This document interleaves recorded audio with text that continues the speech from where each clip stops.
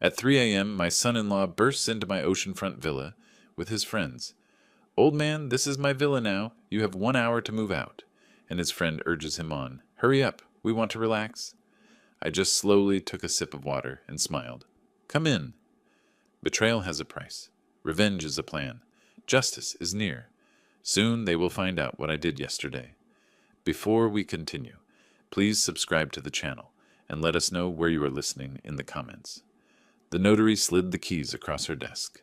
2 brass keys on a simple ring, catching morning light through the office window. I picked them up and my hand trembled, not from age, but from weight. 40 years of work had condensed into this metallic moment against my palm. "Congratulations, Mr. Taylor," she said. 40 years of planning paid off. I allowed myself a small smile.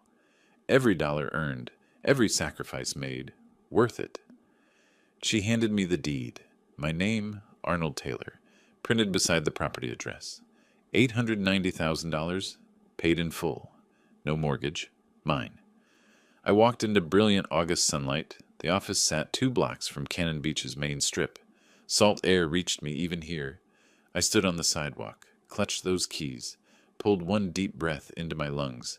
Victory tasted like ocean wind. My car waited. I slid behind the wheel, set the keys on the passenger seat. Euphoria rolled through me. 62 years old, and I'd done it. The villa overlooking the Pacific. My late wife Sarah would have loved this place, but I pushed that thought aside. This was triumph, not mourning. I pulled out my phone and dialed Jennifer. "Dad?" she answered quickly. "Jennifer, I did it. I bought the villa. The ocean view we talked about." Silence stretched. Then, "Did you sign everything already?" The question felt wrong. I frowned. "Yes, this morning. Everything's official." "What did the document say exactly?" Her voice carried an odd flatness. "Is your name the only one on the deed?" My excitement cooled. "The deed's in my name. Everything's official. I thought you'd be happy for me." Pause. When she spoke again, artificial brightness had crept in, sugary and false. "I am, Dad. Congratulations." The disconnect between words and tone planted something cold in my stomach. I stared at my reflection in the rearview mirror, watched my smile fade. "Jennifer, is everything all right?" "Everything's fine. I have to go. Talk soon." The line died. I sat there 5 more minutes, phone in hand. Then I shook my head, started the engine, drove back to my apartment. The rental truck took an hour to load. 40 years of life didn't amount to much. Bedroom set, kitchen essentials, consultant certificates and frames, books, clothes. Material possessions had never mattered. The work mattered. This villa mattered. I drove south on Highway 101. When the Pacific came into full view, I pulled over. The ocean spread endlessly, whitecaps dancing like scattered pearls. Every extra shift flooded back, nights reviewing spreadsheets, weekends analyzing markets, declining invitations that cost money. This view was my dividend. I continued to Cannon Beach. The villa stood as I'd seen it before, 2 stories of weathered cedar and glass, perched with unobstructed ocean access. I parked, unlocked the door with those brass keys, stepped inside. Fresh paint smell. I walked room to room, fingers trailing walls, opening windows for salt air. Hardwood gleamed. The kitchen had granite countertops I'd never use elaborately. 6 decades of simple meals needed no change. But the deck stretched across the entire back, and from there, the Pacific filled everything. I stood at the railing, watched sunset paint the sky orange and purple. Seagulls wheeled overhead. My mind drifted to Sarah, her years of begging for something like this, my repeated, "Not yet, we need more savings." She died before those years ran out. Breast cancer. 5 years ago last March. I shook off melancholy. This villa honored her memory by existing. She'd want me enjoying it, not mourning. I unpacked essentials. Bedroom first, assembled the frame, made it with clean sheets, placed Sarah's photo on the nightstand. Not a shrine, just fact. She'd been my wife 30 years. Her absence shaped me as surely as her presence had. Kitchen next. Plates, glasses, silverware in cabinets, coffee maker on the counter, my one luxury. Tomorrow would start with caffeine and ocean views. By 10 o'clock, exhaustion settled into my bones, the earned kind. I showered, changed, lay down. The window framed dark sky and darker water. Peace settled over me. Then my phone vibrated. Jennifer's name glowed. Midnight calls weren't her pattern. I answered immediately. Dad! That artificial brightness again. Kevin wants to bring you a surprise tomorrow. A housewarming gift. He'll come by early. I sat up. What kind of surprise? It's midnight, Jennifer. Just a housewarming thing. Words came hurried, rehearsed. He'll explain when he gets there. Jennifer, is something wrong? Nothing's wrong. See you tomorrow. The line died before I could respond. I stared at the phone, then at dark ocean beyond the window. Kevin, my son-in-law of 5 years, married to Jennifer in a ceremony I'd paid for completely. Kevin, who worked in commercial real estate, always evaluating things, calculating their worth. Kevin, who'd asked too many questions about my retirement savings last Thanksgiving. I set the phone down deliberately, lay back against pillows. But my eyes stayed open, fixed on ceiling shadows, moving with unseen waves. A surprise, at dawn, delivered by Kevin. Nothing about this felt like a gift. My jaw tightened. I reached for the water glass beside Sarah's photo, took a long drink, set it down with precise care. I didn't sleep that night. I waited. I lay in darkness, watching shadows crawl across the ceiling. The clock tracked time with cruel precision. 1 o'clock, 2 o'clock. My phone sat silent. I picked it up twice. Considered calling Jennifer, set it down both times. Whatever was coming would arrive regardless. At 3 in the morning, pounding started. 3 sharp bangs against the front door, violent, demanding. I jolted upright, heart hammering. More pounding followed, rapid and aggressive. Male voices outside, loud, slurred. I swung my legs out, sat on the bed's edge. My pulse needed steadying. Another series of violent knocks shook the frame. I stood, moved through darkness toward the kitchen. The pounding continued. I didn't hurry. I walked to the sink, turned on overhead light, filled a glass with cold water. The liquid caught light, clear and steady. I raised it, drank slowly, deliberately. Cold traveled down my throat, spread through my chest, calmed the adrenaline. More banging, voices rising. I set the glass down, refilled it, carried it toward the door. My hand was steady now. I stood before the door without opening. Who's there? A male voice boomed back, thick with alcohol. Open up, old man. Time to talk. Kevin. I recognized him, even distorted by drink. Other voices murmured behind, at least 3. I took another sip, set the glass on the entry table. State your business. Kevin laughed, sharp and cruel. My business? This is my villa now. You got 1 hour to pack and leave. I stood still, absorbed those words, turned them over like coins. Then I reached for the doorknob, pulled it wide. Kevin swayed on my doorstep, flanked by 3 men. Scott Miller I recognized immediately. Kevin's college friend, property developer with too much confidence.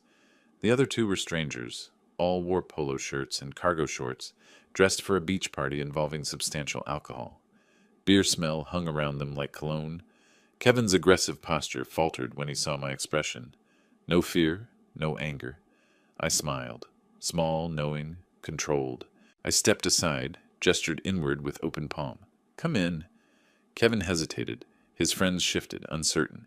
This wasn't expected. I said, come in. My voice was silk over steel. You wanted to see the villa? See it. Kevin entered first, trying to reclaim swagger. Others followed. I closed the door behind them, walked past Kevin to living room windows, pulling back curtains. Moonlight flooded the space. I wanted to see them clearly. Scott made a crude comment about finally getting a decent beach house. I didn't react, just stood holding my water, watching them spread through my living room like stains. Kevin turned, planting his feet wide. Where are the property documents? You're signing them over. Jennifer said you'd cooperate. I set my glass on the coffee table with precise care.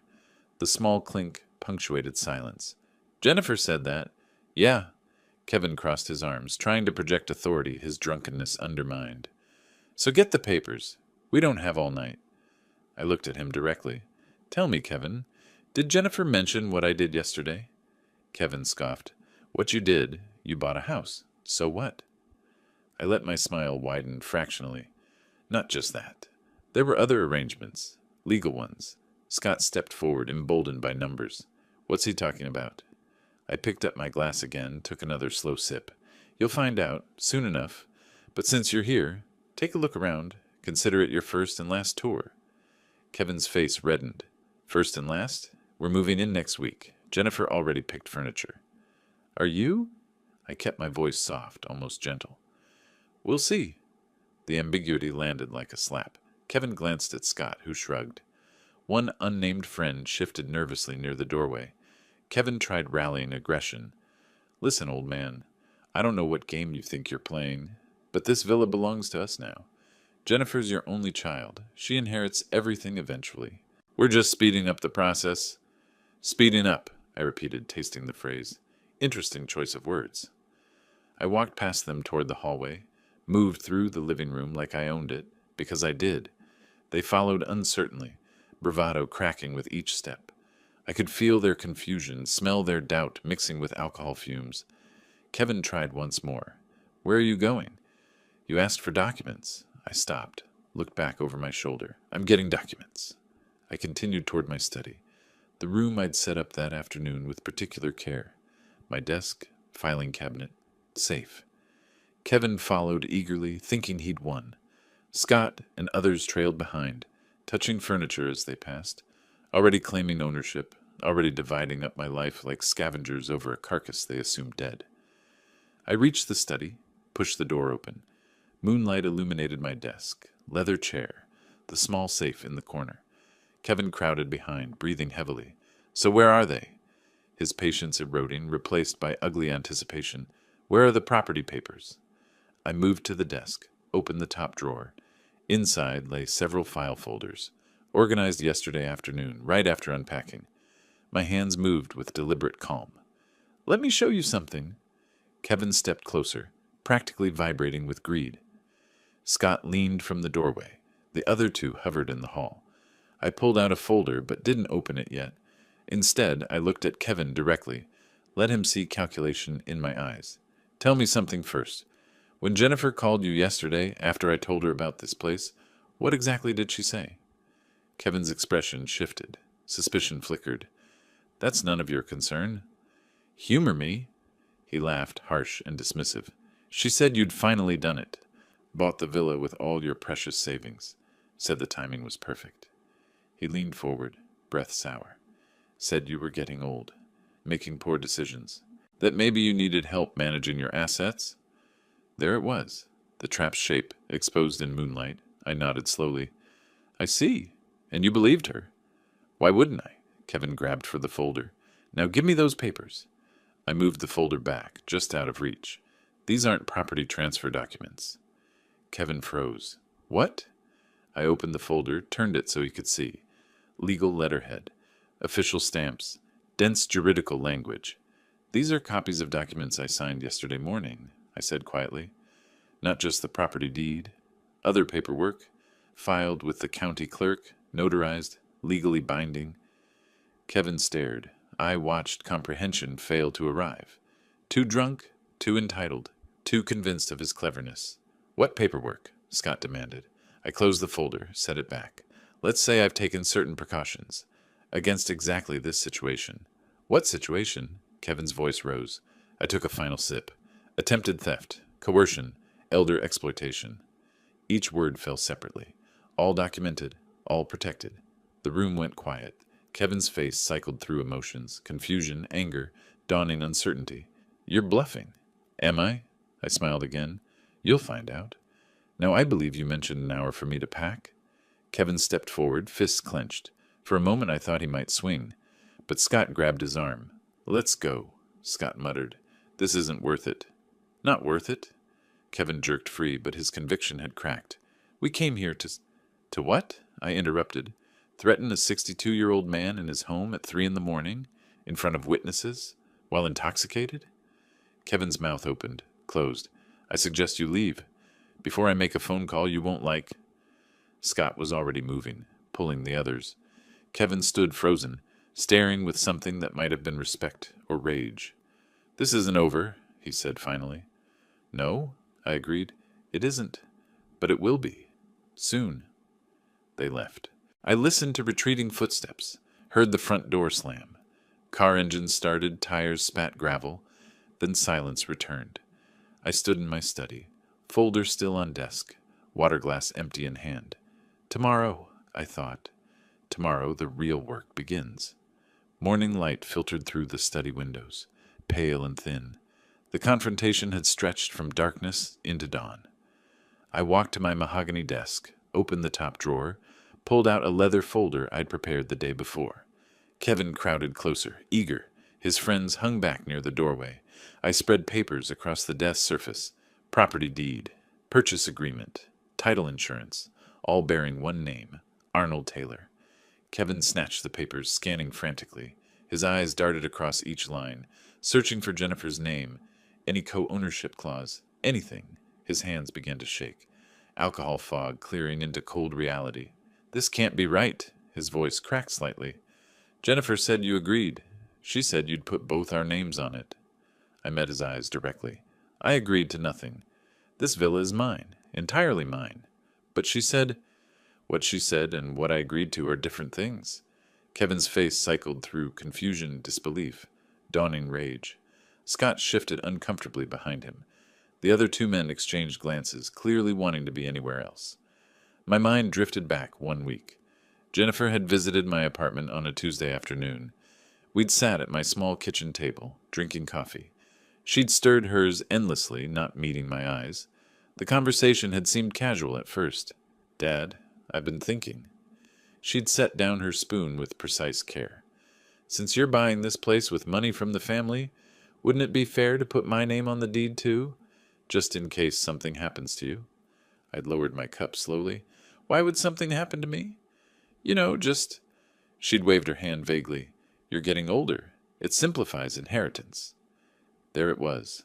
Not love. Not concern. Strategy. Ice had slid down my spine. I'd smiled, nodded vaguely, said I'd think about it.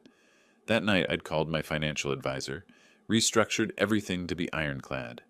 Jennifer's casual suggestion had shown me the blade before it struck. Kevin's voice yanked me back to the present. He'd pulled out his phone, was dialing.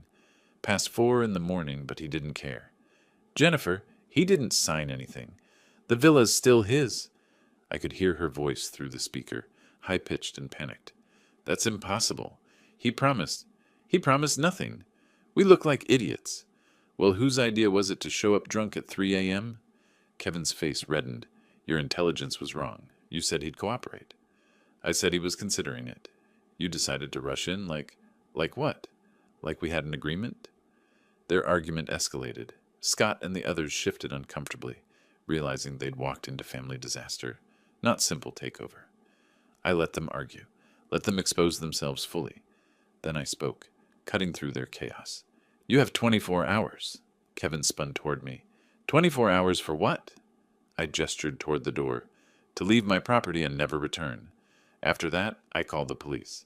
Trespassing charges, breaking and entering, attempted coercion, your choice. Kevin's flush deepened. You can't do this. We'll sue. Jennifer will sue. You're too old to manage this place anyway. We'll prove you're incompetent. My smile felt thin, sharp against my teeth. Try it. I have 40 years of financial records proving competence. What do you have? Entitlement? Kevin took a step closer, aggressive posture returning. We'll find a way, old man. Lawyers, doctors, whatever it takes. You think you can just cut out your own daughter? I didn't flinch. I'm not cutting her out. She cut herself out when she decided I was a bank account instead of a father. The words hit like a slap. Kevin's mouth opened, closed. For a moment he had no response. Scott muttered from the doorway, Man, let's just go. This is done. They retreated. Kevin paused at the threshold, tried to rally one last time. This isn't over. It is for tonight, I said quietly. Don't come back. The door closed behind them. I stood alone in my study, documents still spread across the desk. Dawn light strengthened through the windows, painting everything gold and cold. I walked to the window, watched their car lights disappear down the coastal road. The sound of the engine faded into morning silence. Relief and awareness warred in my chest. This was just beginning. I gathered the documents, placed them back in the leather folder. My phone buzzed against the desk. Jennifer's name glowed on the screen.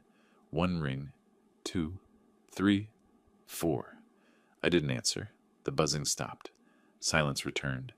I set the phone down and spoke aloud to the empty room. Now it begins. My hand reached for the desk drawer, pulled it open. Inside lay a business card I'd placed there yesterday, anticipating exactly this moment. Rebecca Young, attorney at law, estate planning and elder law. I picked up the card, turned it over in my fingers. The weight of what came next settled over me. Tomorrow I would make the call. Tonight I needed to think.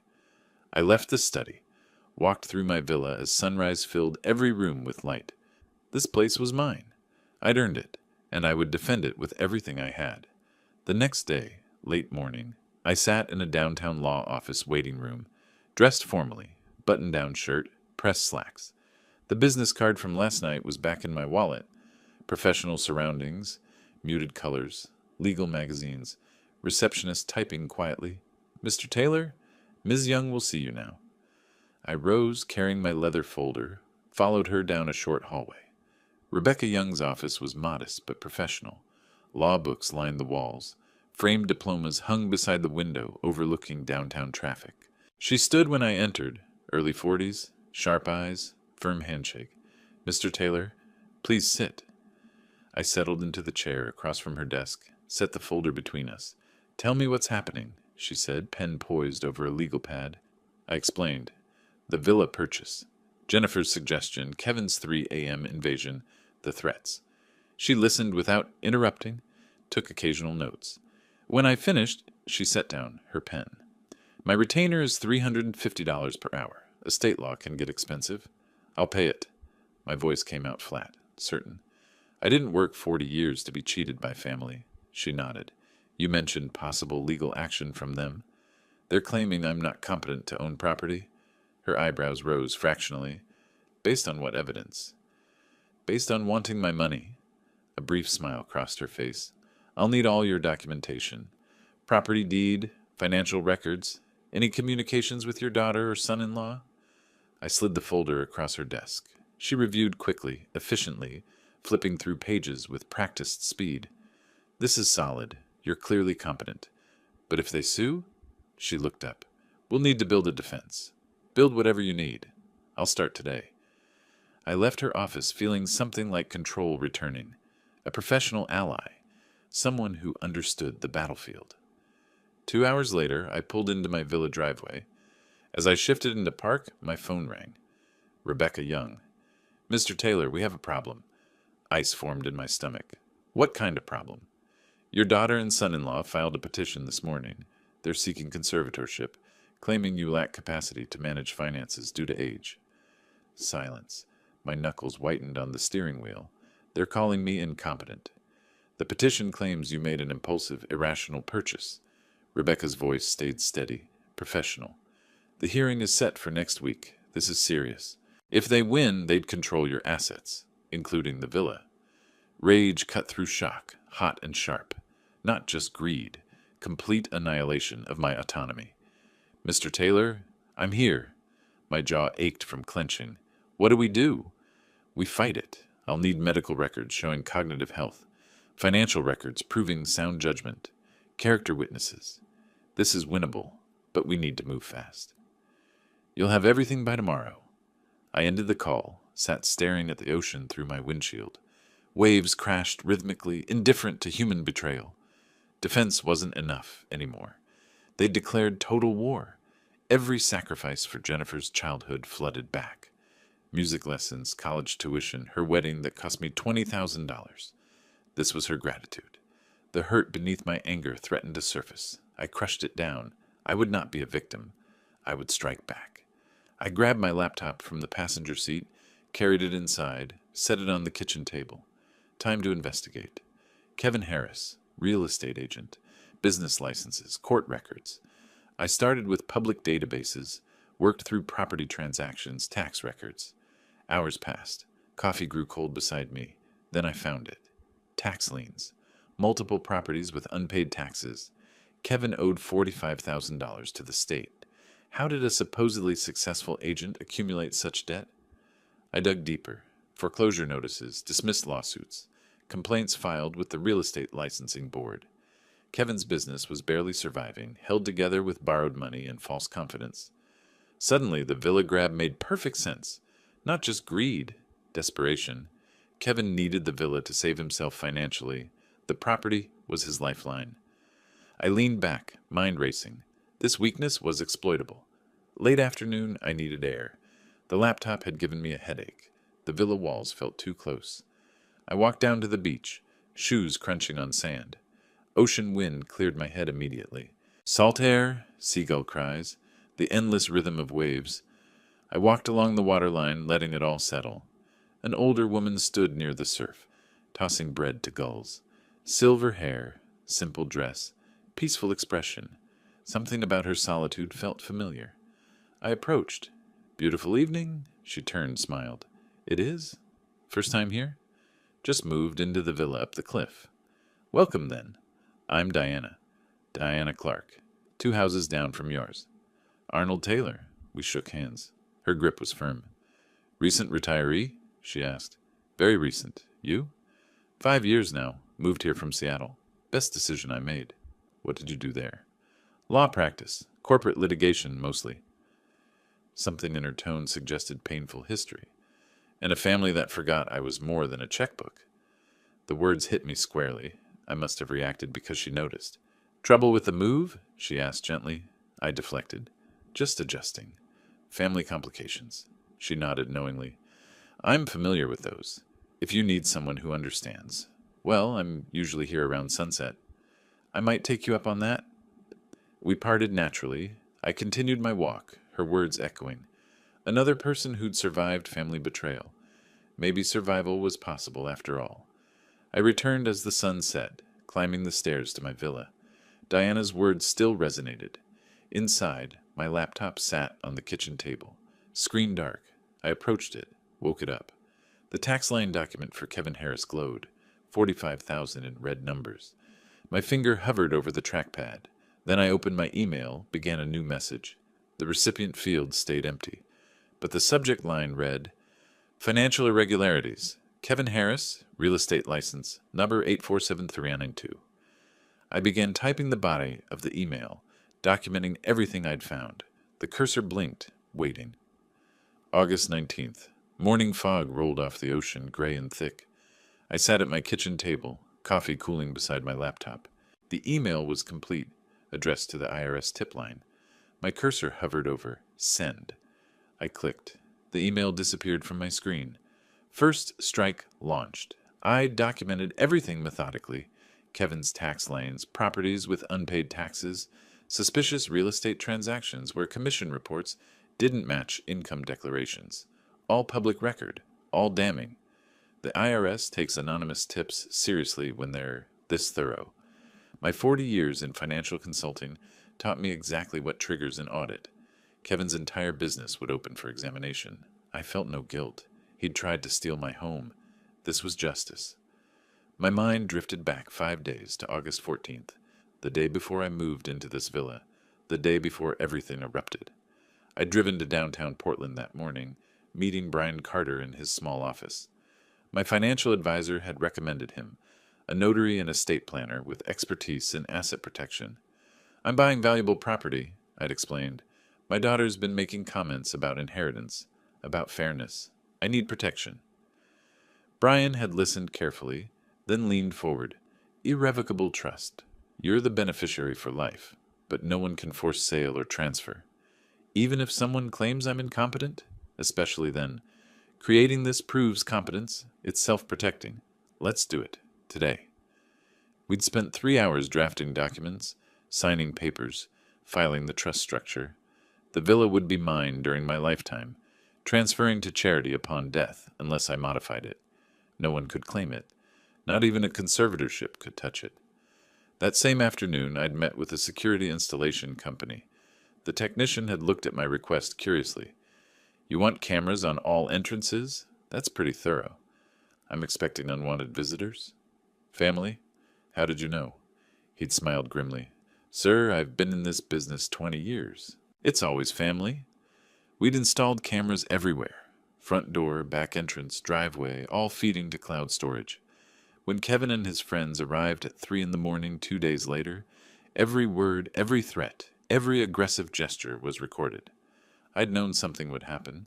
Jennifer's cold phone call about the purchase, her suspicious questions about documentation, the signs were clear to someone who'd spent decades reading financial behavior. I'd prepared the trap before they knew they were walking into it. My phone rang, yanking me back to the present. Rebecca Young. Mr. Taylor, I've reviewed the trust documents your notary sent over. This is exceptional work. Relief washed through me.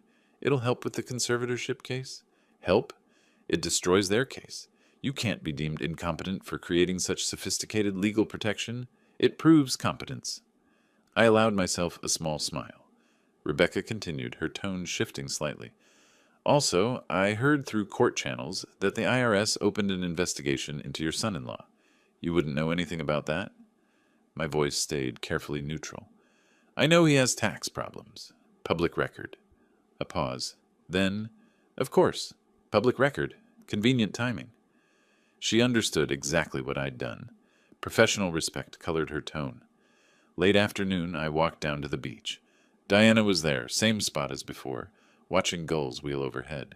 How are your family complications? She asked as I approached. Something about her made me feel safe. I shared more than I'd intended. The lawsuit, the conservatorship claim, my countermeasures. Diana listened without judgment. Then she spoke quietly. 3 years ago, my son claimed I was showing signs of dementia. Tried to get power of attorney over my assets. Her voice hardened. He'd been forging my signature on checks. I stopped walking. What did you do? I fought back, exposed him, cut him off completely. She met my eyes. Family ties don't excuse theft. They tried to erase your autonomy. She's still my daughter. And you're still her father. That's why it hurts. But it doesn't make you wrong. When does it stop hurting? Diana bent down, picked up a piece of driftwood, turned it over in her hands. Weathered, scarred, but intact. When you accept that you saved yourself, that's worth celebrating. We walked in silence for a while. The ocean rhythm steadied something inside me. As twilight deepened, Diana paused at the path to her house. Would you like to have dinner sometime? As friends who understand each other? I hesitated, not from disinterest, but from the strangeness of connection after such betrayal. Then I nodded. I'd like that. Friday evening? Friday works. Diana smiled and headed up her path. I climbed my porch steps, unlocked my door. Inside, my phone was ringing. Unknown number. I answered. Hello? Mr. Taylor, this is Agent Martinez with the IRS. I have some questions about a tip we received regarding Kevin Harris. My hand tightened on the phone. It was working. August 21st, I was making breakfast when my phone rang. Marcus Reed, an old friend from my consulting days. Arnold, I got a strange call yesterday, from Jennifer. His voice carried uncertainty. She said you're having memory problems, making irrational decisions. I told her that was nonsense, but is everything all right? My stomach dropped. Marcus, I'm fine. Jennifer wants my property. When I refused, she sued me. That's hard to believe. Your own daughter? I have the court documents. After he hung up, another call came. Sarah Chen, former colleague. Same concerned questions. Same story from Jennifer. By noon, I'd received 7 calls. Old colleagues, distant relatives, even my accountant, all asking if I was experiencing cognitive decline. Jennifer had painted a picture: sudden irrational property purchase, paranoid accusations against family, erratic behavior. Some callers were skeptical. Others sounded genuinely worried. I explained the truth to each one, that Jennifer and Kevin tried to steal my property, that I was defending myself legally. Most believed me, but the damage was done. Even those who trusted me now viewed the situation through a lens of declining old man versus concerned daughter. I felt exhausted, violated. They were destroying my reputation to win their legal case. Mid-morning, I walked down to Diana's house. She answered immediately, saw my face, invited me in without questions. Over coffee at her kitchen table, I explained the reputation attack. Diana's expression hardened. My son did the same thing. Told everyone I was confused, needed help. It's a classic tactic. Isolate the victim, make them doubt themselves. Some people believe her. I can hear it in their voices. Diana reached across the table, squeezed my hand briefly. The truth is documentation, not gossip. You have legal records, medical records, financial records. They have rumors. You'll win. Her certainty steadied me. That afternoon, Diana called urgently. Arnold, there's a man watching your house. Car parked down the street. Binoculars. I walked to my window, peered out cautiously. You're sure? I talked to him. He was vague, but mentioned gathering information for a legal case. Kevin had hired a private investigator. Diana gave me the license plate. I thanked her, immediately called Rebecca. She was unsurprised. They're desperate. The conservatorship case is weak. They know it. Now they're hoping for anything, a compromising photo, evidence of erratic behavior. I don't have anything to hide. Then stay boring for 4 more days. The hearing is August 25th. If they have nothing by then, they lose. 4 days. I could endure 4 days. But that evening, sitting on my deck watching sunset, I realized something. Kevin and Jennifer were cornered animals now. The IRS investigation, the failing lawsuit, desperation drove increasingly reckless actions. They'd escalate. I needed to move faster, strike harder before they manufactured evidence. The private investigator worried me not because I had secrets, but because desperate people create false narratives. I pulled out my phone, began researching. Kevin's real estate license status. If he owed $45,000 in taxes, if the IRS was auditing him, the Oregon Real Estate Agency might be interested. Professional licenses require ethical standards. Tax fraud violates those standards. I drafted another anonymous tip, this time to the state licensing board. Detailed Kevin's tax liens, the IRS investigation, questions about his financial practices. I sent it. 2 strikes now. The pressure built. My phone buzzed. Text message. Unknown number. Stop interfering. Drop the lawsuit. Last warning. I stared at the screen. The threat was clear. I screenshot the message, forwarded it to Rebecca with a note. Evidence of harassment? Her reply came quickly. Yes. Save everything. They're panicking.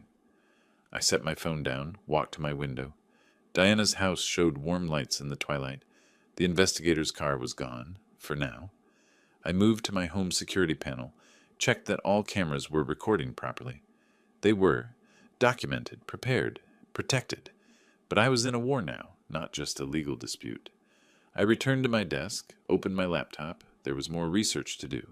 Kevin's business licenses, Jennifer's employment, any other pressure points. I hunched over the computer in gathering darkness, hunting for weaknesses. Isolated, but determined. Hurt, but not defeated. August 23rd. Morning light filtered through my windows, but I'd barely noticed dawn arrive. 3rd cup of coffee sat empty beside my laptop. I'd been researching all night, eyes burning, but I'd found something. Kevin Harris took out a personal loan 6 months ago, $120,000 from Pacific Northwest Bank. The loan application appeared in public court records from an unrelated civil case. I recognized the pattern immediately, my financial consultant instincts still sharp. Kevin had borrowed against expected future income, but what future income? I dug deeper. The loan document mentioned anticipated inheritance proceeds as collateral justification. My blood ran cold. Kevin told the bank he was about to inherit significant assets from his father-in-law. The timeline matched. The loan was approved in February, right before I started seriously discussing the villa purchase with Jennifer. They'd planned this for months. Kevin borrowed money he didn't have, gambling he could force me to gift them property or die and leave it to Jennifer. The audacity was breathtaking. The stupidity, even more so. I immediately called Rebecca. He borrowed $120,000, claiming he'd inherit from me. I never promised that. Her response was swift. That's loan fraud if he misrepresented collateral. We can destroy him with this. I want a formal declaration. I'm leaving nothing to Jennifer or Kevin. That'll trigger default. The bank will demand immediate repayment. Good. Let him feel what desperation actually means. Within hours, Rebecca drafted the declaration, notarized it, filed it with the court, and sent copies to Pacific Northwest Bank. By late afternoon, she called with an update. The bank called the loan, 30 days to repay or face collections. Can he pay it? Not with his tax debt. He's drowning. I should have felt guilty. I didn't. You shouldn't feel bad, Rebecca said, reading my silence. He tried to profit from your death. That's not family. That's predation. Early evening, my phone rang. Jennifer. I considered ignoring it, then answered. She was crying. Or performing crying. I couldn't tell anymore. Dad, please. Kevin's in trouble. The bank wants everything. My voice came out cold, measured. You sued me, called me incompetent, spread lies. These are consequences. Her tone shifted to anger. You're destroying us. Your own daughter. What kind of daughter tries to steal from her father? Silence. We needed that money. Then earn it. I did. Goodbye, Jennifer. I hung up. My hands shook, not from fear, but from the effort of maintaining control. That night, I drove to Diana's house for the dinner we'd planned. I needed the distraction from the day's emotional toll. Diana had prepared a simple meal. Grilled fish, salad, wine on her back deck overlooking the ocean. We ate, talked. I shared what happened with the loan, Jennifer's call. Diana listened, then reached across the table, took my hand. You're doing what you have to do. Protecting yourself isn't cruelty. Her touch was warm, steady. I realized I hadn't felt this kind of connection since Sarah died 5 years ago. Not romantic necessarily, but the potential for it. How do you feel? Diana asked. After everything today? Tired, angry, vindicated, guilty for not feeling guiltier. She tried to erase you. You're defending yourself. She's still my daughter. Part of me wants to forgive her. Forgiveness requires acknowledgement of harm. Has she acknowledged anything? I thought about Jennifer's call. No, just complained about consequences. Then you have your answer. We watched the sunset together. Diana leaned her head on my shoulder briefly. I let myself feel something other than anger for the first time in weeks. Hope, maybe, or at least the possibility of moving forward. Thank you, I said quietly, for understanding, for being here. I know what it's like to fight family, to feel alone in that fight. You're not alone anymore, neither am I. Diana smiled. No, we're not. Later, driving home, I felt lighter than I had in weeks. Then my phone buzzed. Text from Rebecca. Hearing scheduled for day after tomorrow, 9 a.m., County Courthouse. This is it? I pulled into my driveway, stared at the message. The conservatorship hearing. The final battle. I was prepared. Trust documents, medical records, financial proof, security video, evidence of Jennifer's manipulation. But court was unpredictable. What if the judge believed their narrative despite evidence? I looked up at my villa, the home I'd bought with 40 years of work. I typed back, I'll be there. Let's finish this. I walked to my door. The night air was cold off the ocean. The hearing was 48 hours away. August 25th. I stood before my bathroom mirror, adjusting my tie. 3 hours of sleep, maybe. Spent mostly reviewing documents, running through potential questions. The hearing was in 90 minutes. Navy suit, white shirt, conservative tie. I needed to embody competence, sanity, capability. My reflection looked older than I remembered. Stress ages everyone. But my eyes were clear, focused. I gathered my documents, checked my phone. Diana, you've got this. Call me after. Rebecca, meet me at courthouse entrance, 8:30 a.m. I responded to both, then drove downtown. Rebecca waited outside the courthouse at exactly 8:30. Brian Carter stood beside her, the notary who'd created my trust. He'd testify about my mental competence during our meeting. They'll paint you as confused, impulsive, Rebecca said. We counter with documentation. Trust structure proves planning. Medical records prove health. Security footage proves they're the aggressors. I nodded. We entered the building, through security, up to the 3rd floor. Jennifer and Kevin were already in the waiting area with their lawyer, slick-looking man in an expensive suit. Kevin glared at me. I held his gaze for 3 seconds, then deliberately turned away. Jennifer looked away, face pale. The hearing began. Judge Patricia Morrison presiding, late 50s, stern expression, no-nonsense demeanor. Kevin and Jennifer's lawyer presented first. Your Honor, we're deeply concerned about Mr. Taylor's recent behavior. At age 62, he made an impulsive $890,000 property purchase without consulting family. He's become paranoid, aggressive. We believe he lacks capacity to manage his affairs. Rebecca countered with precision. She presented the trust documents, created after thorough consultation with a licensed notary. Medical evaluation from my doctor dated 1 week ago. Patient shows no signs of cognitive decline. Financial records spanning 40 years. Consistent, methodical, exemplary. Then the security footage. Kevin and 3 men at 3 in the morning demanding I vacate, making threats. The judge watched, expression darkening. Rebecca introduced evidence of Kevin's $45,000 in tax debt, the $120,000 loan obtained under false pretenses, the IRS investigation. Your Honor, this isn't about concern for Mr. Taylor's well-being. This is about financial desperation and attempted theft. The opposing lawyer objected. Irrelevant to competency. Judge Morrison overruled. It's relevant to motive. Overruled. Brian Carter testified. Mr. Taylor understood every aspect of the trust structure. He asked intelligent questions, demonstrated full awareness. I saw no signs of impairment. The judge asked me directly, Mr. Taylor, why did you purchase this property? My response came calm, clear. I worked 40 years for that home, saved methodically. It's my retirement dream, earned through legitimate work. Your daughter claims you're cutting her out unfairly. I'm protecting what I earned from people who tried to take it without earning it.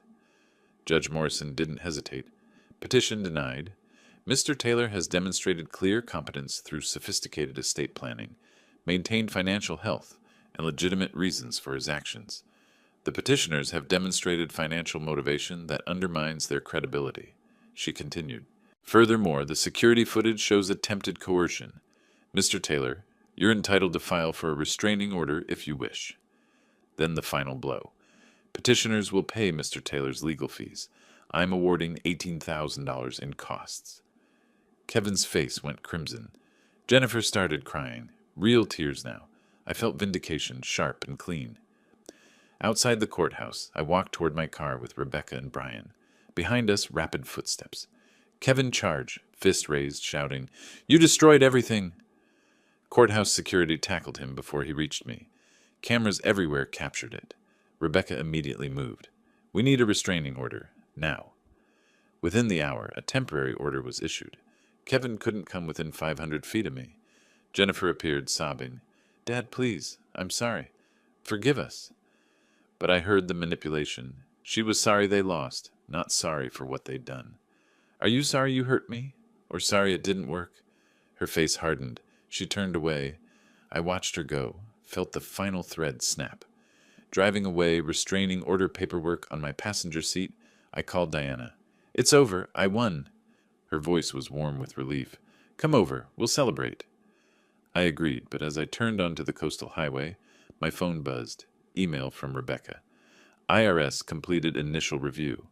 Kevin owes $67,000 in back taxes, penalties, interest. They're moving to seize assets. Thought you'd want to know. I stared at it at a red light. I'd won in court. Kevin's financial life was collapsing. I should have felt triumphant. Instead, I felt empty. The victory was complete. But the cost, my relationship with Jennifer, was permanent. Diana's back deck, evening of August 25th. I sat with wine untouched beside me. She waited patiently across the table. I'd been silent for 10 minutes since arriving. Finally, I spoke. I won. Completely. The judge ruled in my favor. Kevin's being investigated by the IRS. Their reputation is destroyed. So why do I feel like this? Like what? Diana asked gently. Empty. I thought victory would feel different. She nodded with understanding. Because winning doesn't erase what made the fight necessary. The next 2 days, I struggled with the hollowness. I'd protected my property, exposed their greed, won in court, but I'd also permanently lost my daughter. That realization settled gradually. Jennifer wasn't temporarily estranged. She was gone. I spent hours walking the beach alone, thinking. Diana gave me space but remained available. Winning the battle didn't erase the pain of why the battle was necessary. My daughter had tried to erase my autonomy, steal my life's work, destroy my reputation. That betrayal couldn't be undone by a court ruling. On August 27th morning, I called Rebecca with a decision. I want to change my will. Everything goes to charity. The Oregon Coast Conservation Fund and the Alzheimer's Association. Nothing to Jennifer. Rebecca was quiet. Are you sure? That's permanent. She wanted my death to enrich her. I'm ensuring my death enriches people who need it. I'll draft it. Also, I want Diana Clark included. If she survives me and agrees, she gets the villa. She's earned more trust in 2 weeks than Jennifer earned in 35 years. By afternoon, I signed the new will with Brian Carter as witness. It felt like closing a door. Painful, but necessary. That evening, I sat at my desk, opened my laptop, began typing a letter to Jennifer. Not angry. I'd moved beyond anger. Explanatory. Jennifer, I've changed my will. You'll inherit nothing from me. This isn't punishment. It's protection. You saw me as a resource, not a person. You tried to have me declared incompetent. You spread lies about my mental health. These actions revealed what I mean to you. A bank account. I continued typing. Love doesn't demand inheritance. Love doesn't require someone's death to benefit. Real love celebrates their life. I loved you as a father. I provided everything you needed and most of what you wanted. But I won't let you erase my autonomy or steal my dignity. If you ever genuinely change, not because you want money, but because you understand what you did wrong, contact me. Until then, goodbye. I read it 3 times, then sent it. The moment the email left my outbox, something released. Through Rebecca's contacts and Diana's observations, I learned how thoroughly Kevin and Jennifer's life had unraveled. Kevin's real estate license was under ethics review. His business effectively ended. No one trusts an agent who can't manage his own finances. Jennifer lost her administrative job. Her employer worried about liability after learning about the conservatorship attempt. Their reputation in Cannon Beach's small community was destroyed. The story spread. They tried to steal from her elderly father, claimed he was incompetent, lost spectacularly in court. I felt no satisfaction in their suffering, but I didn't feel guilt either. They created this outcome through their choices. What I didn't know, Jennifer sat in their small rental apartment. They'd lost their house, couldn't afford the mortgage, laptop open, composing her own letter. For the first time, she wasn't calculating maximum effect. She was genuinely confronting what she'd done. Dad, I destroyed everything. Not you, me. Kevin and I saw you as money, not a person. We convinced ourselves we deserved your property because we were family. We were wrong, grotesquely wrong. I don't expect forgiveness. I don't deserve it. I just need you to know. I finally understand. I'm sorry. She read it, cried real tears, but she didn't send it. Not yet. She needed to prove change through actions, not words. The letter sat in her drafts folder. Late evening of August 27th, I sat on my deck watching the ocean under moonlight.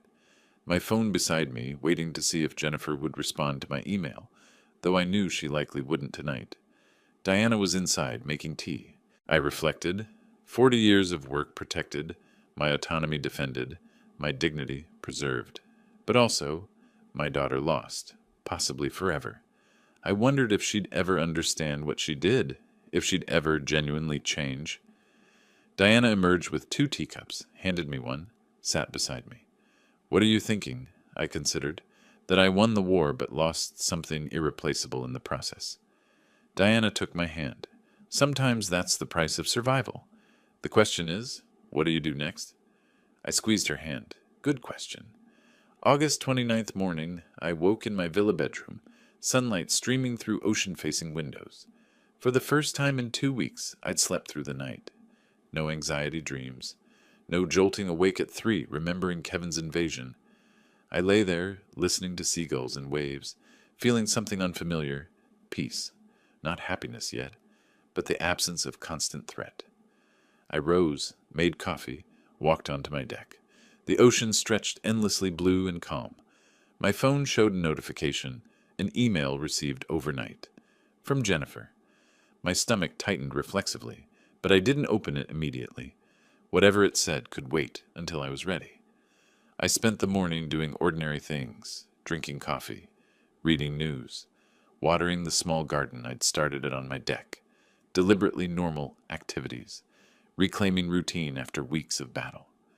I thought about what I'd accomplished, property protected through trust structure, legal victory in court, antagonist schemes exposed and defeated. But more importantly, what I'd learned, that family doesn't excuse abuse. that love without respect is manipulation, that protecting yourself isn't cruelty.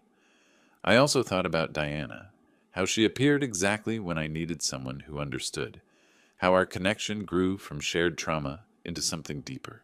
Not ready to call it love yet, but moving that direction. Mid-morning, Diana walked over. I saw her approaching from my deck, waved. She brought fresh pastries from the local bakery. We sat together, eating, talking about the future rather than the past. I've been thinking about traveling, Diana said. I haven't left Cannon Beach much since moving here. I surprised myself. We could travel together. I spent 40 years working toward retirement. Maybe it's time I actually retire. Enjoy it, instead of defending it. Diana smiled.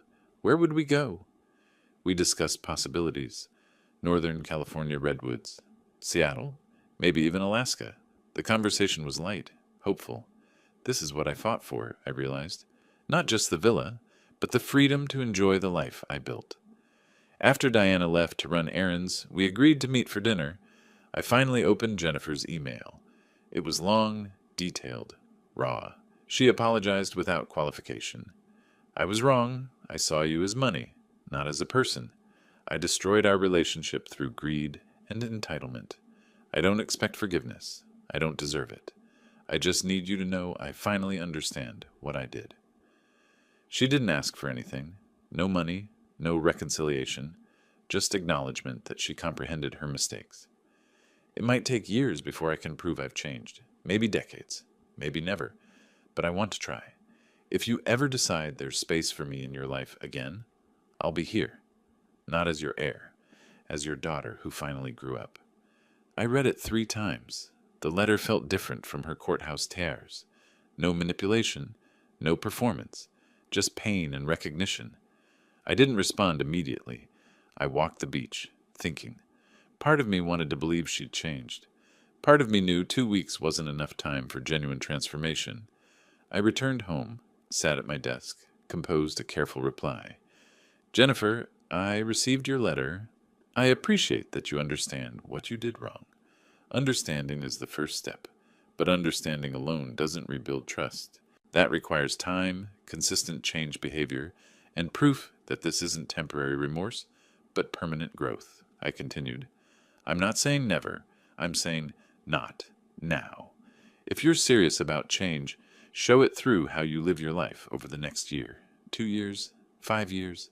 Become someone who respects others' autonomy. Then perhaps we can talk. I ended. I hope you find peace with yourself. I found mine. I sent it. Not forgiveness.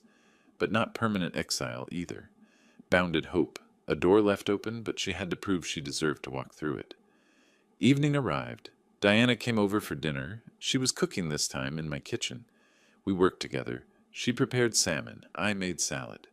We laughed when the timer went off, and we both rushed to the oven simultaneously. We need better kitchen coordination, Diana said. We'll get there. We have time. We ate on the deck as the sun began setting. I shared that I'd responded to Jennifer's letter, explained what I'd said. Diana listened, then nodded. That's fair.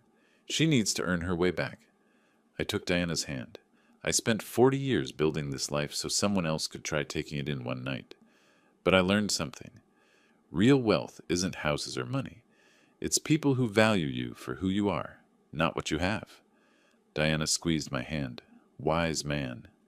I won this battle not by destroying them, but by refusing to let them destroy me. That's the victory I'm keeping. We watched the sun sink into the Pacific, painting the sky orange and gold. I felt something I hadn't felt since Sarah died. Contentment.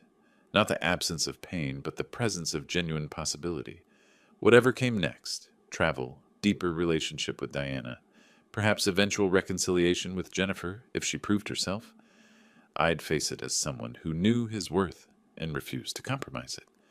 Diana leaned her head on my shoulder. I closed my eyes, felt the ocean breeze, heard the waves. I fought for this peace. I earned this contentment. I protected my dignity against those who tried to erase it. That's the victory that matters. I spoke softly. This is what I fought for. Not the house, this moment, this peace. Diana squeezed my hand in agreement. The sun touched the horizon, and we watched it together. If you like this story, Please like this video, subscribe to the channel, and share your impressions of this story in the comments. To listen to the next story, click on the box on the left. Thank you for watching.